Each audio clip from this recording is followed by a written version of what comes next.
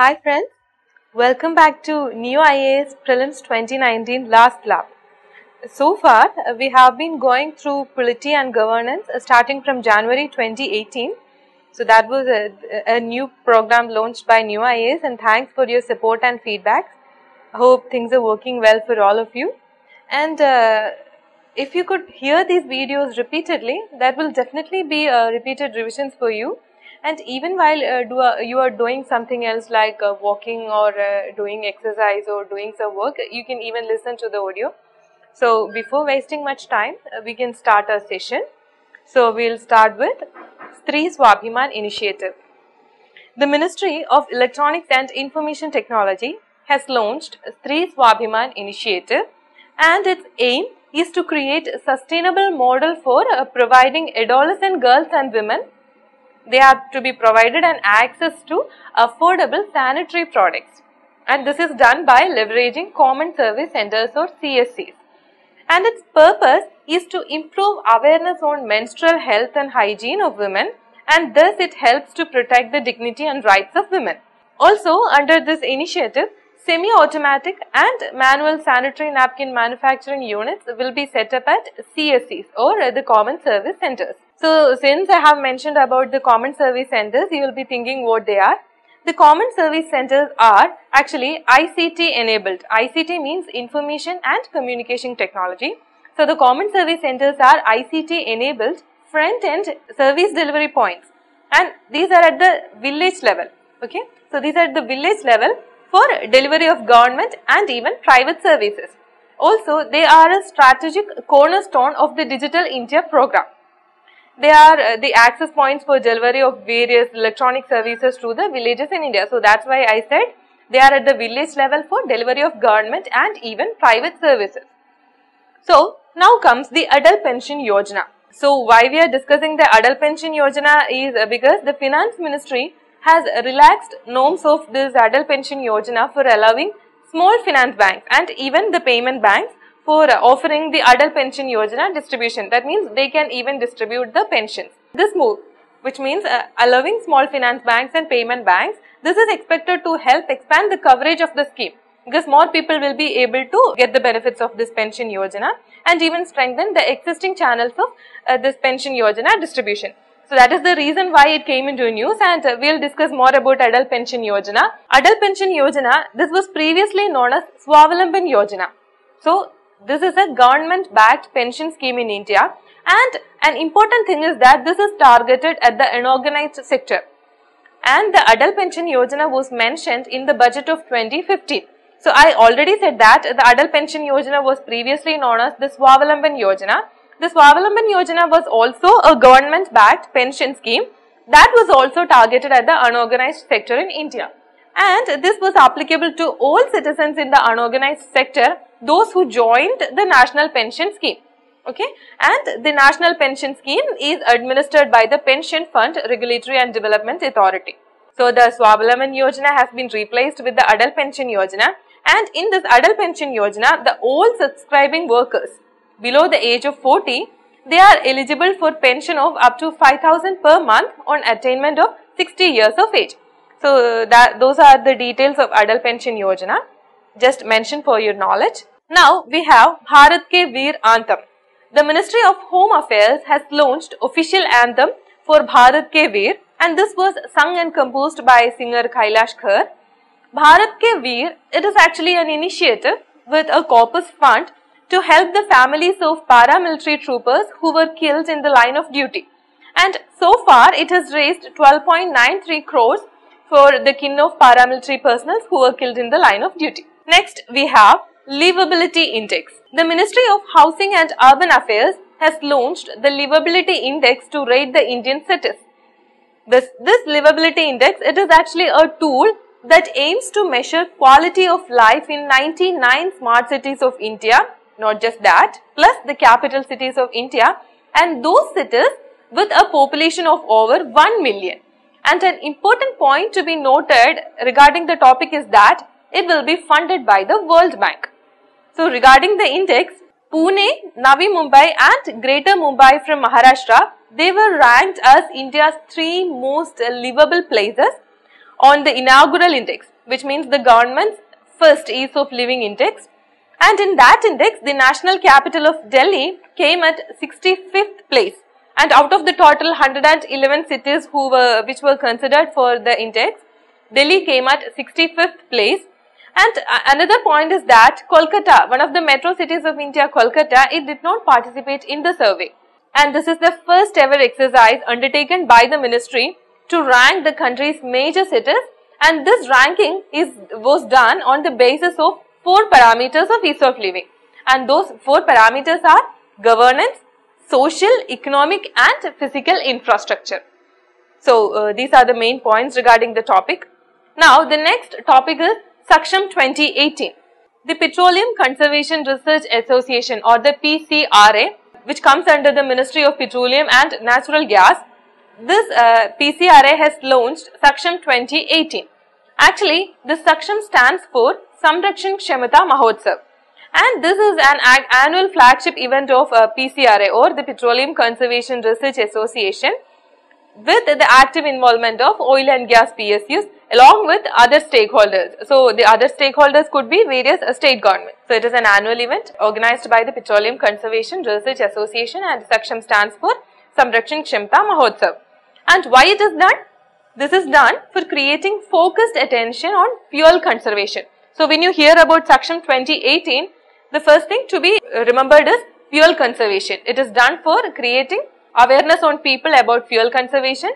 How? Through various people-centric activities. And it is done even to sensitize the masses about the conservation and efficient use of petroleum products, leading to better health and even better environment. Now next we have SFOORTI application. So SFOORTI. It is SFOORTI application, and this has been launched by the Union Ministry of Railways.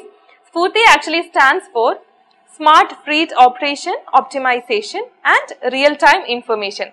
This is actually an application which is launched to help plan traffic flows and even optimize fleet operations. And this app will also help fleet managers to monitor and manage business using geographic information system views and even dashboard. So that's all regarding the topic. Next is an important topic, and that is electoral bonds. The government has announced the details of electoral bonds for political funding. And the union government has announced the details of these electoral bonds which are used for political funding, and this can be routed by donors to the political parties. The electoral bond scheme was actually announced in the union budget of 2017, and this was done with an aim for increasing transparency in political funding. And an interesting fact is that it makes India the first country in the world to have such unique bonds for electoral funding. So what are the electoral bonds? The electoral bonds are bearer instruments, and they are in the nature of promissory notes. Okay, they are in the nature of promissory notes, and they are also interest-free banking instruments. So these can be redeemed only through the registered accounts of that particular political party for which we are contributing this. Okay, so this can be redeemed only through the registered accounts of that particular political party, and that too in a prescribed time frame. I'll tell the details about the time frame later. It aims at rooting out the current system of largely anonymous cash donations which are made to the political parties, and these anonymous cash donations can lead to generation of black money in the economy. So in order to prevent that, this electoral bond system has been launched by the government. Then regarding the denominations of electoral bonds, the electoral bonds can be purchased for any value in multiples of rupees 1000. So that means you can purchase them for rupees 1000, rupees 10,000, rupees 10 lakh or even rupees 1 crore from any of the specified branches of State Bank of India. That is an important point to be noted in prelims point of view. These electoral bonds are to be purchased from any of the specified branches of State Bank of India. Now another question is, who can purchase these bonds?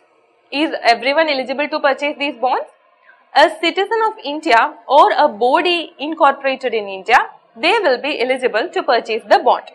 Also, the purchaser is allowed to buy electoral bonds only on fulfillment of all KYC norms. KYC means know your customer. Only after fulfilling all KYC norms, the purchaser can buy the electoral bonds, and even by making payment from a bank account. So only on those conditions the electoral bonds can be issued, and this electoral bonds will not carry the name of the payee. And regarding the time frame which I mentioned earlier, the electoral bonds will have a life of 15 days. and during this 15 days, they can be used to make donations to registered political parties. The bond can be encashed by an eligible political party only through a designated bank account, which I already mentioned, and that too with the authorized bank. So, who are the eligible political parties? Those political parties which have secured not less than 1% of votes polled in the last general election to the Lok Sabha or Assembly, they can avail the funding through electoral bonds. So, those are the eligible parties. That's all regarding the topic. Next, we have another news. It is regarding All India Institute of Medical Science. The Cabinet has approved the establishment of new AIIMS at Bilaspur. The Union Cabinet has approved the establishment of a new All India Institute of Medical Sciences in Bilaspur in Himachal Pradesh under Pradhan Mantri Swasthya Suraksha Yojana. So, regarding the Pradhan Mantri Swasthya Suraksha Yojana, this was announced in 2003 and its objectives are correcting the regional imbalances in the availability of affordable or reliable tertiary healthcare services and even augmenting the facilities for quality medical education in the country. So, the Pradhan Mantri Swasthya Suraksha Yojana deals with two core principles. First is regarding the availability of affordable healthcare services. Second is regarding the quality of medical education in the country. And this even establishes AIIMS in various regions of India apart from existing different government colleges. And an important point which I would like to share is that the interim budget of 2019 has also announced that the government will set up an All India Institute of Medical Sciences in Haryana. And this is going to be the 22nd AIIMS which will be set up in our country. So, I just mentioned for your knowledge. Next, we have Eklavya School. Eklavya schools are to be established for scheduled caste and scheduled tribe students by 2022 on the lines of Navodaya schools, and they will be model residential schools set up in each block. And it will be done in areas with more than 50% of tribal population or 20,000 tribal people. And this Eklavya schools will be part of Navodaya Vidyalayas. And what they do is they will provide training in sports and even skill development. It will have special facilities for preserving local art and culture. So, that is also an important point. Then next, we have Zonal Council. Zonal Councils are actually statutory bodies which were established to promote interstate cooperation and coordination. And they have been established by the Parliament under the States Reorganization Act of 1956. And it is important to know that they have only advisory powers. And for this, the states have been grouped into 5 zones. So, I will mention the 5 zones later. And another important point regarding the Zonal Council which needs to be noted in prelims point of view is that the northeastern states, they are addressed by another statutory body, the Northeastern Council. So, they are not part of the Zonal Council. That is an important point to be noted for prelims. And this Northeastern Council, it is created by the Northeastern Council Act of 1971. Okay, I told it in between just for you people to note it down. Okay, so I was mentioning about the zonal councils. The states have been grouped into 5 zones. So, which are the 5 zonal councils? Namely, they are the Northern Zonal Council, the Central Zonal Council, the Eastern Zonal Council, the Western Zonal Council, and finally the Southern Zonal Council. So, I will mention about the details. The Northern Zonal Council, of course, consists of the northern states like Haryana, Himachal Pradesh, Jammu and Kashmir, Punjab, Rajasthan, then the National Capital Territory of Delhi and the Union Territory of Chandigarh. So, these are the states which comprises of the Northern Zonal Council. Then secondly, we have the Central Zonal Council and that comprising the states of Chhattisgarh, Uttarakhand, Uttar Pradesh and Madhya Pradesh. Now, third one is the Eastern Zonal Council. The Eastern Zonal Council comprises the states of Bihar, Jharkhand, Odisha and West Bengal.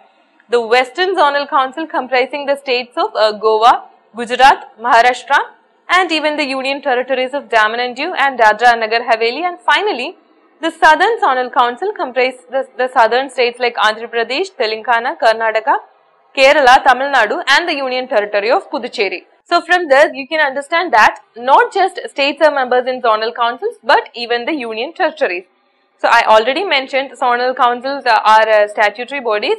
So, they are not constitutional bodies unlike the interstate council which is a statutory body established under article 263. So, these are not constitutional bodies, you may please note it. However, the zonal councils have been established by the States Reorganization Act of 1956 I already mentioned those points. And another important point regarding the Zonal Council is that I said the Southern Zonal Council comprises the states of Andhra Pradesh, Telangana, Karnataka, Kerala, Tamil Nadu and the Union Territory of Puducherry. So you'll be thinking about Andaman and Nicobar Islands and Lakshadweep. Actually, they are not members of any of the zonal councils. However, they are presently special invitees to the Southern Zonal Council. So just mention for your knowledge. And now regarding the composition of the zonal councils, it consists of a chairman. So who is the chairman of zonal council? The Union Home Minister is the chairman of each of these 5 councils. Also, it has the vice chairman. The chief ministers of the states included in each zone, they act as vice chairman of the zonal council, and for that zone by rotation, which means it keeps on rotating and each chief minister holding office for a period of 1 year at a time. So thank you so much for listening. We'll continue the session later.